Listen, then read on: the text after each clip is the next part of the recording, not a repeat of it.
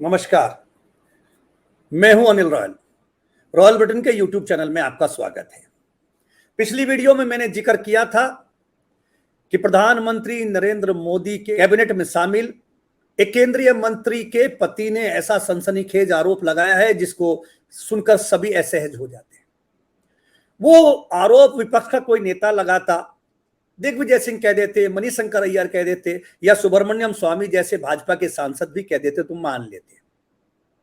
पर वो आरोप ऐसे व्यक्ति ने लगाया है जो प्रधानमंत्री नरेंद्र मोदी के सबसे निकटस्थ मंत्रियों में शामिल हैं, देश की सबसे प्रमुख मंत्री हैं जिनके ऊपर देश के खजाने की जिम्मेदारी है।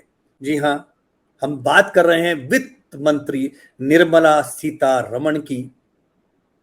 निर्मला सीतारमण देश की वित्त मंत्री हैं और प्रधानमंत्री नरेंद्र मोदी के बहुत भरोसे की मंत्री हैं।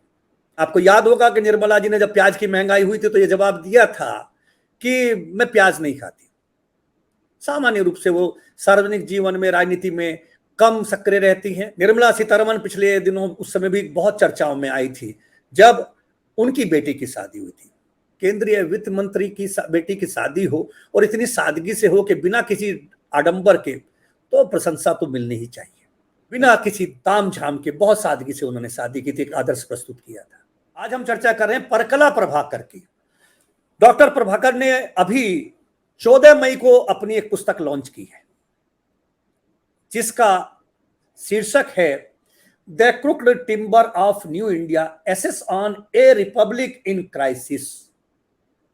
और इस पुस्तक में डॉक्टर प्रभाकर ने जो लिखा है वो आप भी सुनकर हैरान हो जाएंगे। देश की वित्त मंत्री का पति ये कहते हैं कि यदि प्रधानमंत्री नरेंद्र मोदी 2024 में तीसरी बार इस देश के प्रधानमंत्री होंगे तो देश के लिए विनाशकारी होंगे। डॉक्टर प्रभाकर का कहना है कि भारतीय जनता पार्टी ने चालाकी से हिंदुत्व की तस्करी की है। 2014 के चुनाव में विकास के नाम पर जीत हासिल की थी। उन्होंने किताब में यह भी कहा है कि 2024 में एक बार और मोदी सरकार का होना न केवल अर्थव्यवस्था के लिए बल्कि आम तौर पर राष्ट्र के लिए भी बड़ी आपदा होगी। उन्होंने कहा कि भारत को अंधकार युग में घसीटा जा रहा है और इस गिरावट को रोकने की जरूरत है। आपको यहां यह भी बता दें कि डॉक्टर प्रभाकर पहले भी केंद्र सरकार के आर्थिक मुद्दों को लेकर किए गए फैसलों की टिप्पणी सार्वजनिक रूप से करते रहे हैं। कभी उन्होंने टिप्पणी की तो निर्मला सीतारमण को अगले दिन सफाई भी देनी पड़ी और निर्मला ने सफाई दी और डॉक्टर प्रभाकर की बात को स्वीकार किया कि वो सही कह रहे हैं कि अर्थव्यवस्था में मंदी है, लेकिन हम इसको कवर कर लेंगे। वो कवर करने वाली बात थी। डॉक्टर प्रभाकर ने इसके लिए बाकायदा एक इंटरव्यू दिया है। अब किसको इंटरव्यू दिया है, यह भी एक बहुत रोचक कहानी है। एक पत्रकार हैं करण थापर, बहुत वरिष्ठ पत्रकार हैं, प्रधानमंत्री नरेंद्र मोदी के बहुत नजदीकी पत्रकार थे और प्रधानमंत्री ने प्रत्यक्ष रूप से आखिरी इंटरव्यू उन्हीं को दिया था जो चर्चाओं में आया था। 2002 के गुजरात दंगे के बाद करण थापर ने प्रधानमंत्री, उस समय के मुख्यमंत्री को एक टीवी शो पे बुलाया था। उस टीवी शो में सीधे सीधे सवाल किए थे जो प्रधानमंत्री को नाराज लगे थे और प्रधानमंत्री पानी पीकर टीवी शो छोड़कर चले गए थे। उसके बाद से उन्होंने कभी करण थापर से बात नहीं की। करण थापर ने बताया था कि जैसे उन्होंने इंटरव्यू शुरू किया था तो प्रधानमंत्री नरेंद्र मोदी ने 2-3 मिनट बाद पानी मांगा और फिर माइक निकाल कर चले गए थे और ये कह के गए थे कि दोस्ती बनी रहे, लेकिन वो दोस्ती कभी बनी नहीं। Hands to change it. I'll have to rest. Portable water. Yeah. और पानी आप पीछे दोस्ती बनी रहे, अपनी दोस्ती बनी रहे। I'll be happy. You came here, I'm happy, I'm thankful to you. I can't help the subject.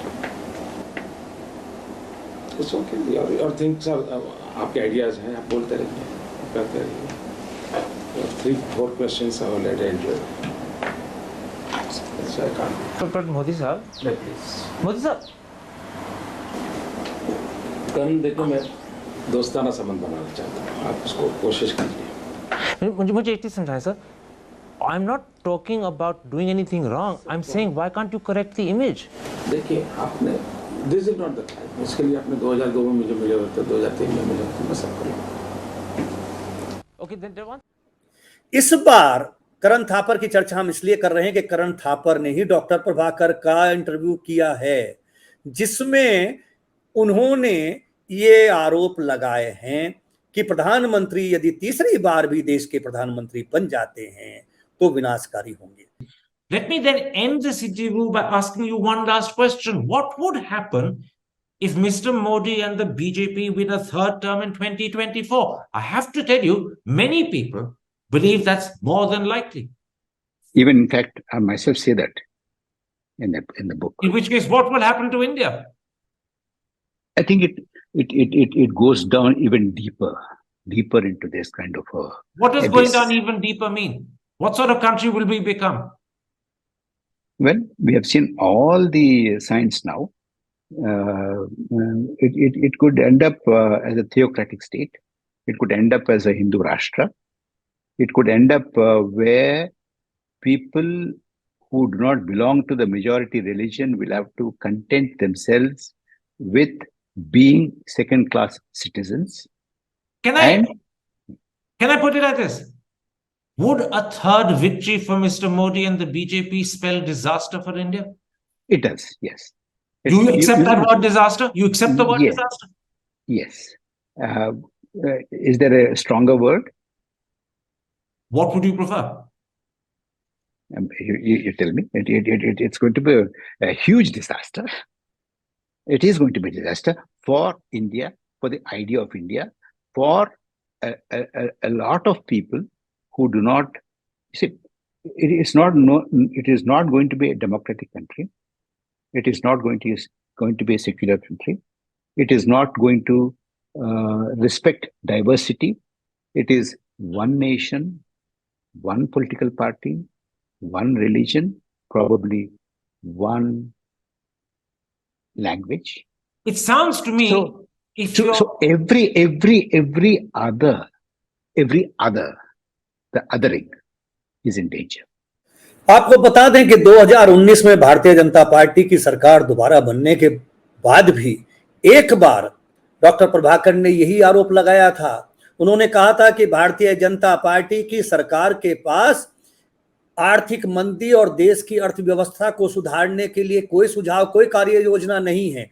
उन्होंने तब भी तीखी आलोचना की थी।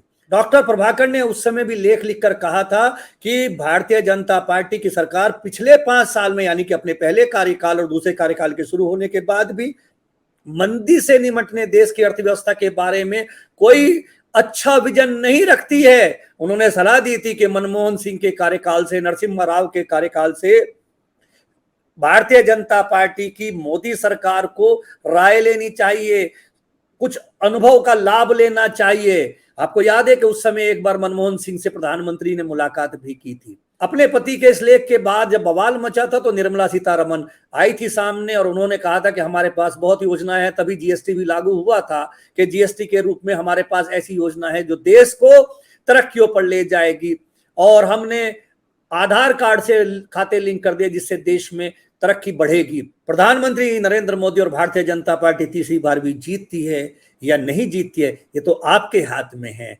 और भारतीय जनता पार्टी समर्थक चाहेंगे जरूर कि तीसरी बार भाजपा फिर एक नया रिकॉर्ड बनाए, लेकिन इंडिया के लोग नहीं चाहेंगे कि मोदी जी एक बार फिर वापसी करें। ऐसी स्थिति में क्या होगा, ये तो आने वाले चुनाव के समय में पता लगेगा कि क्या आपका फैसला क्या होगा। बहरहाल वित्त मंत्री के पति की ये टिप्पणी, जो बार बार वो अर्थव्यवस्था पर सवाल उठा रहे हैं, देश कह रहा है, उसका जवाब तो कोई नहीं दे रहा, लेकिन पतिदेव कह रहे हैं और वित्त मंत्री के पतिदेव कह रहे हैं, तो चिंता की जानी जरूर चाहिए। क्या सचमुच उनकी चिंता जायज है? यदि चिंता जायज है तो फिर आपकी हमारी चिंता भी जायज ही होगी। इस वीडियो में इतना ही। आपको ये वीडियो कैसा लगा? अगर अच्छा लगा हो तो लाइक कीजिए, सब्सक्राइब कीजिए, शेयर कीजिए। आगे भी बने रहिए। रॉयल ब्रिटेन के साथ किसी नई वीडियो में किसी नए मुद्दे पर करेंगे नई चर्चा। नमस्कार।